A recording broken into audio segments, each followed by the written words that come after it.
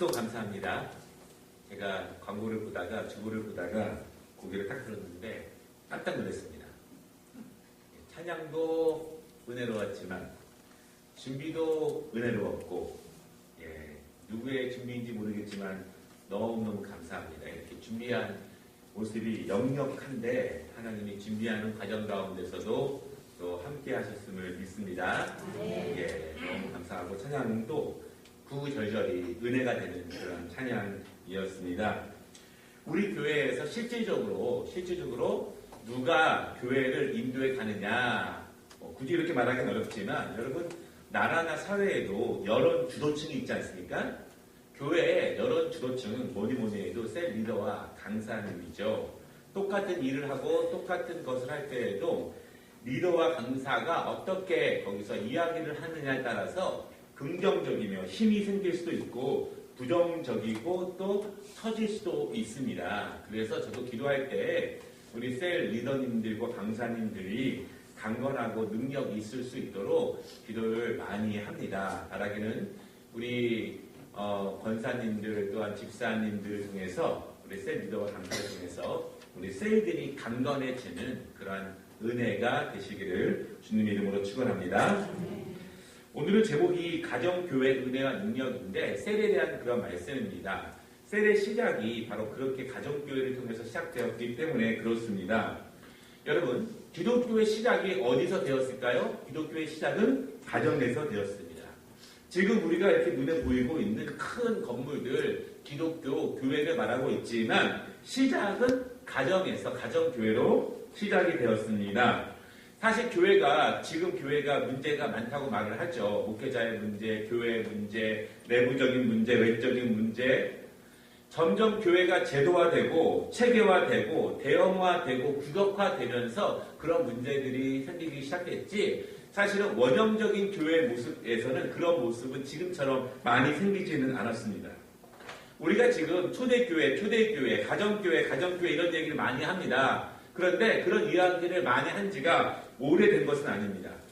초대의 가정교회에 대해서 전 세계에서 신학적으로 연구가 시작된 지는요. 1980년대 이후에 시작되었습니다. 가만히 보면 초대교회가 가정교회로 시작되었고 그때 어떤 일들이 벌어졌고 어떤 역사가 이루어졌는지는 이제 알려진 지가 채 40년이 그렇게 되지 않았습니다. 보통 우리가 사도행전 그렇게 이야기하죠. 이게 이제 그 영어로 보면 더 액트 오브 아포슬, 사도들의 액트, 행한 것들, 이것이 사도행전입니다. 그런데 사도행전에 있는 내용들의 거의 대부분은 가정에서 일어난 일, 가정에 있는 교회들에서 일어난 일들이 사도행전입니다. 우리가 보통 사도행전을 이야기할 때 뭐라고 이야기합니까? 성령께서 역사하신 기적의 현장들, 그렇게 이야기합니다.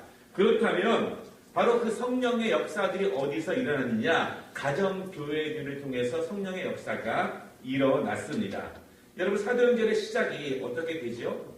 사도행전은 성령의 역사의 시작이고 교회의 시작인데 사도행전의 1장부터 보면은요. 마가 요한의 다락방에서 개인의 집에 조금 큰 다락방에서 사도들과 믿는 사람들이 열심히 기도하다가 성령의 역사가 시작되었고 교정의 역사가 시작되었고 가정교회가 그렇게 시작되었습니다. 뭐니 해도 사도행전에서 시작된 가정교회들은 성령님을 의지하고 성령의 역사를 사모하고 성령님이 강하게 역사하시던 장소가 바로 초대교회, 가정교회라는 그런 말씀입니다. 요즘 전 세계적으로 그런 교회의 소그룹들을 어떻게 운영해야 되느냐 그런 의논들이 많습니다. 우리 지난번에 셀 리더와 강사 교육을 할 때 제가 이런 말씀을 드렸어요. 교회는 대회만 통해서 성장하는 경우는 거의 없다 이렇게 말씀을 드렸어요. 이 파주에서 제일 큰 교회도 한 10,000명 모이는데요. 10,000명 모이는 교회 가운데 소그룹에 참석하는 인원이 30%가 채 되지 않습니다. 나머지 70%가 넘는 인원들은 주일날만 왔다가 그냥 사라지는 분들입니다. 여러분. 그렇게 되는 성장이 별로 없습니다. 항상 교회는 두 날개가 있는데요. 예배를 통해서 말씀의 은혜가 넘치고 소그룹을 통해서 그 말씀과 신앙과 삶을 나누는 은혜가 함께 충만하게 일어날 때 교회가 강건해지고 교회가 건강해질 수 있지 주일날만 한 번 모여서 뜨겁게 예배드리는 것, 그것은 사실은 교회가 강건해진다고 말하기는 어렵습니다. 점점 그러한 인원들이 많아지면 많아질수록 사실은 교회의 영적인 믿음의 강건함은 줄어들 수밖에 없다는 것입니다. 그렇다면 우리 교회의 이 셀도 무엇을 중심으로 둬야 되느냐? 성령의 역사가 중심이 되어야 합니다. 요즘 여러분 구역이라는 데도 있고요, 목장도 있고, 우리처럼 셀도 있고, 또 가정교회 이렇게 말하는 데도 많이 있습니다. 여러 가지가 다 있을 수 있지만 제일 중요한 것은 무엇이냐면, 제가 보기에는 기도를 통해서 성령의 역사가 충만한 것이 초대 가정교회 모습이 아닌가 그렇게 생각을 합니다. 다락방이라고 하는 데에는 말씀을 좀 더 강조를 합니다. 가정교회에서는 삶을 많이 강조를 하기도 합니다. 우리 옛날에 구역이라는 말을 했죠. 그러나 무엇보다도 중요한 것은 초대교회, 가정교회들은 성령의 역사로 시작되었고 성령의 역사로 유지되었기 때문에 우리 교회 셀들은 무엇보다도 기도를 통해서 성령의 역사가 충만한 그러한 셀들이 되었으면 좋겠습니다 하는 이런 바람이 있습니다. 여러분 이 초대 가정교회들이 모여서 뭐 했습니까? 기도했죠. 기도에 전념하고 말씀을 들었습니다. 그러다가 성령의 오순절 마가의 다락방의 역사가 있었고 그러면서 선교산에 파송하게 되고 그러면서 교회가 강건하게 세워지게 됩니다. 그러한 증거들이 많이 있는데요. 사도행전 12장에 보면은요, 베드로가 복음을 전하다가 감옥에 갇혔습니다. 그때 많은 성도들이 마가 요한의 어머니의 집에서 기도합니다. 그때 하나님의 능력으로 이 베드로가 나오는 역사를 맞이하게 되고 그리고 그 베드로가 가정교회에 다시 방문하게 됩니다. 사도행전 16장을 보시면 이제 빌립보에 복음을 전하러 간 바울과 실라가 그 지역에서 유숙하면서 집중적으로 복음을 전할 그런 장소를 물색하고 기도하게 되는데 그때 이제 비단장사 바로 루디아가 자신의 집을 오픈합니다. 자신의 집에서 예배를 드리고 말씀을 나누면서 그 지역, 그 집이 바로 빌립보 교회의 시작이 되었습니다. 누군가가 가정을 오픈하고 누군가가 그 가정에서 헌신하고 섬기면서 복음의 통로로 사용할 때 그때 성령의 역사가 임하게 되었습니다. 여러분 점점 가정에서 모이기가 어렵지 않습니까?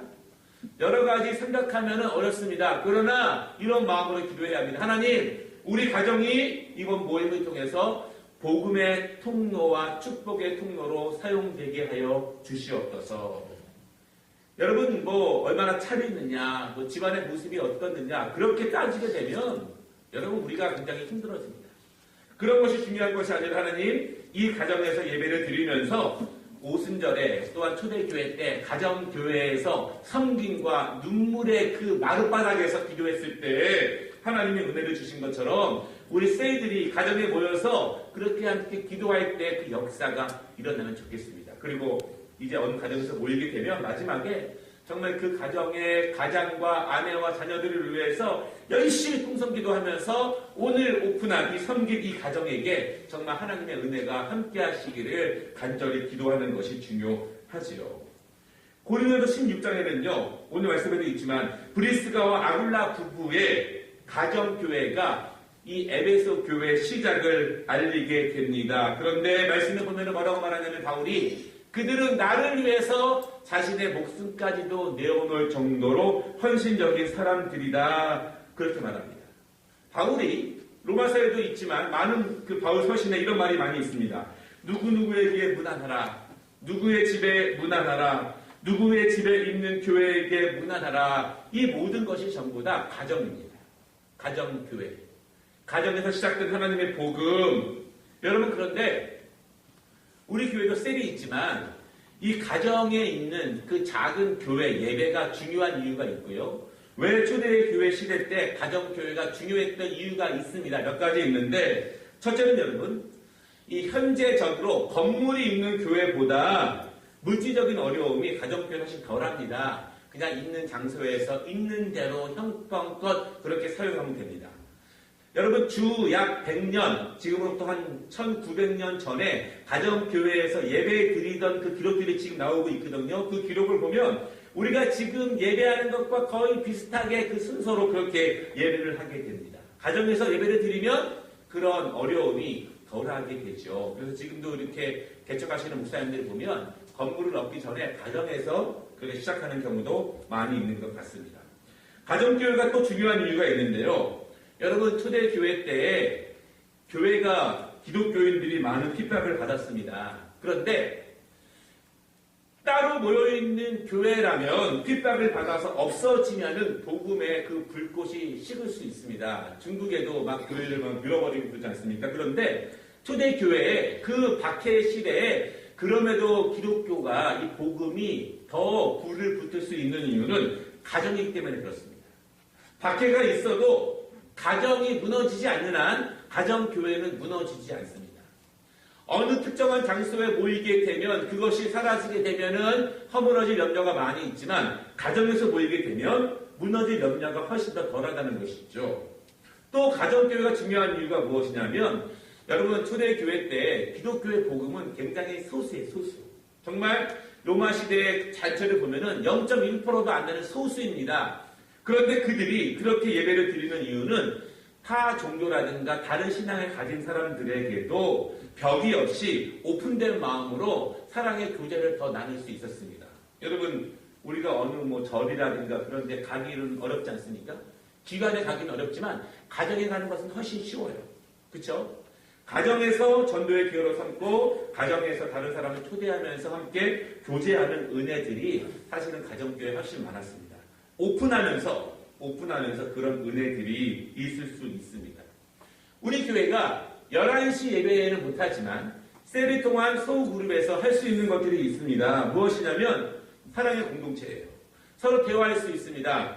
서로 더 그들의 삶에 대해서 그들의 기도 제목에 대해서 그들의 아픔과 문제에 대해서 기도할 수 있습니다. 여러분 만약에 셀 리더들이 기도 제목을 내세요 그랬는데 우리의 건강과 또 우리의 강건함과 이렇게만 이야기하면 아직 멀은 거예요. 사실 아직 멀은 겁니다. 그냥 추상적이고 그냥 기도 제목 얘기하는 거예요. 정말 그 가정에서 고민되고 아픔되고 정말 우리 셀에서 함께 기도해 주고자 원하는 그러한 기도의 내용들이 있습니다. 자기 마음에 있는 것들. 그런 것들이 정말 이 셀 안에서 사랑의 교제 가운데에서 함께 나누어지는 역사가 필요하고 또한 우리가 그러한 셀 공동체가 되기 위해서 더욱더 힘써야 합니다. 그냥 건강을 위해서 범사에 감사 그런 제목이 아니라 정말 우리가 함께 기도할 때 은혜가 될 수 있고 격려하고 응원해 줄 수 있는 그런 기도의 제목들을 나누는 것이 중요하다는 것이죠. 두 번째는 소그룹에서 할 수 있는 것이 무엇이냐면 이 열린 공동체예요. 말씀드렸지만 여러분 초대교회는 신분의 차이가 있던 시대입니다. 주인도 오고 종도 오고 인종도 관계가 없습니다. 여러 가지 인종들이 다 올 수 있습니다. 특별히 우리가 여러분 소그룹으로 모일 때 현대인들이 점점 그 가정 예배들이 어려워지는 이유가 가정을 오픈하기도 어렵지만 비교하는 것이 너무나 어렵기 때문에 그렇기도 합니다. 그러면서 우리가 정말 기도해주고 그 안에서 복음의 능력으로 외적인 것들을 극복할 수 있는 은혜를 함께 나누는 것이 너무나 중요하죠. 어려울수록 힘들수록 더욱더 격려하고 축복하는 그러한 열린 모임이 될 수 있도록 해야 합니다. 마지막으로는요. 초대 가정교회들은요. 이 선교사들을 후원하는 기지가 되었습니다. 어떤 교회들은 보니까 이렇게 하더라고요. 셀이 있으면 그 셀에서 나오는 공헌은 그 셀 이름에 맞는 그 선교사에게 전액 다 지원을 하더라고요. 그런 데도 있습니다. 그러면서 우리 셀이 한 선교사를 책임지고 지원하면서 기도하고 있다. 사실 초대교회의 가정교회들이 그랬습니다. 그들이 그러한 물질을 드린 걸 가지고 서로 나눠 통용하면서 복음사역에 대해서 힘쓰는 것이 그런 이유입니다. 우리 교회도 이 셀 예물이 봉헌이 선교를 위해 드려지는 것은 참으로 성경적인 그런 모습이라고 할 수 있습니다. 오늘 우리 셀 리더 강사님들의 헌신 예배를 드렸는데 당연히 없었습니다. 올해 처음 만들었는데 무엇보다도 소그룹에서 서로 기도해주고 서로 격려해주고 서로 권면해주고 서로 이끌어주고 그런 것이 정말 중요한 시기이기 때문에 현대인들이 마음도 나눌 수 없고 그렇게 힘든 시대 가운데 교회에서 세상과 다르게 그러한 은혜가 넘치기를 바라는 마음으로 셀 헌신 예배를 드리게 되었습니다. 우리 셀 리더와 강사님들께 다시 한번 감사드리고 늘 강건하시도록 기도하겠고요. 또 우리 강사님들의 일주일 동안 말씀의 나눔이 정말 삶으로 이어지고 간증으로 이어지는 우리 셀들이 되시기를 주님의 이름으로 축원합니다. 기도하겠습니다.